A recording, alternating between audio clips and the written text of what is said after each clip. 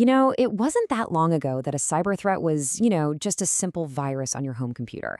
But today, wow, things are on a whole different level. We're talking about these incredibly complex, interconnected attacks that can bring down entire companies, even governments. So, let's dive into what this new digital battlefield actually looks like. Just to give you a sense of the scale we're dealing with, let's start with a number: 230,000. That's how many computers were hit by the WannaCry ransomware in a single day back in 2017. It was like a digital tsunami, and it really showed the world just how fast and how far these modern threats can spread. So, how did we even get to this point?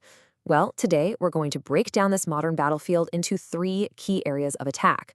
We'll start with the foundation of pretty much everything we do online, the cloud, and then we'll work our way up to some of the scariest, most sophisticated attacks ever pulled off. The big thing to get your head around is this: the fight has completely changed. We've moved way beyond just putting antivirus on one laptop.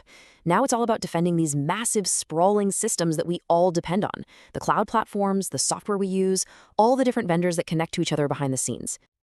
So let's start with the cloud. Think about it. So much of our data, our apps, our digital lives, it all lives on platforms like Amazon Web Services or Microsoft Azure. And while that's super efficient, it also creates this one huge, juicy target for attackers. So when you hear people talk about cloud security, this is what they mean. It's the whole game of protecting everything a company puts up in the cloud. And let me tell you, it's one of the fastest growing fields in technology right now for one simple reason: the stakes are just unbelievably high. And one of the biggest dangers in the cloud isn't some super complex hacking tool. A lot of the time, it's just simple human error.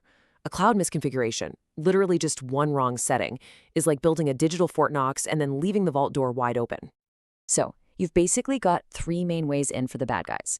A wrong setting leaves a door unlocked. Stolen usernames and passwords let an attacker just walk right in. And it's those stolen credentials that create a perfect bridge to our next, even scarier level of threat. Okay, so what if instead of attacking that fortress head-on, you poisoned the food supply being delivered inside? That's the basic idea behind a supply chain attack. Attackers don't go for the main target directly. They go after a trusted partner, a software supplier, someone who already has the keys to the castle. The whole point here is that it completely bypasses the target's best defenses. The attackers exploit the trust that a company has in its suppliers. They find that one weak link in the chain and use it as a secret backdoor. A perfect and absolutely devastating example of this was the SolarWinds breach. Back in 2020, the cybersecurity world got hit with something huge. It was one of the most sophisticated attacks anyone had ever seen. And it didn't target thousands of companies directly. Nope, it targeted just one, a software company named SolarWinds. The way they did this was just wow. It was brilliant and honestly, pretty terrifying. The hackers snuck a tiny piece of malicious code into a really popular piece of software from SolarWinds. Then, the company itself, without knowing, pushed that code out to all its customers as just a routine, trusted software update. The impact was just staggering. That one single poisoned update was downloaded by 18,000 organizations. It installed a secret backdoor into the networks of some of the world's biggest companies and even critical government agencies. All of that damage from just one weak link in the software supply chain. All right, now we're getting into the really advanced stuff. This is our third and most sophisticated threat: weaponizing the unknown. What if the flaw that let hackers into SolarWinds was something that nobody, not even the people who made the software, knew existed? Well, that's what we call a zero-day exploit. Okay, so this slide really breaks it down. With a known vulnerability, it's a race. The good guys race to release a patch, and the bad guys race to exploit it. But a 0-day, that's a secret weapon. These things are sometimes sold on the dark web for millions of dollars because for an attacker, having one is like having a golden key that can unlock almost any door. And if you want a really chilling, real-world example of this in action, look no further than the spyware known as Pegasus. It is a piece of surveillance software so powerful it can completely take over a person's phone, and it gets in by using these exact kinds of unknown zero-day flaws. Pegasus is wild. It can be delivered through a simple link. Sometimes you don't even have to click on it. It uses those zero-day vulnerabilities to install itself. And then it just starts harvesting everything. Emails, photos, passwords, you name it. It sends it all back to a server, and the phone's owner has no idea it's even happening. And this quote, this really gets to the heart of the problem, doesn't it? No software is perfect. There are always going to be bugs.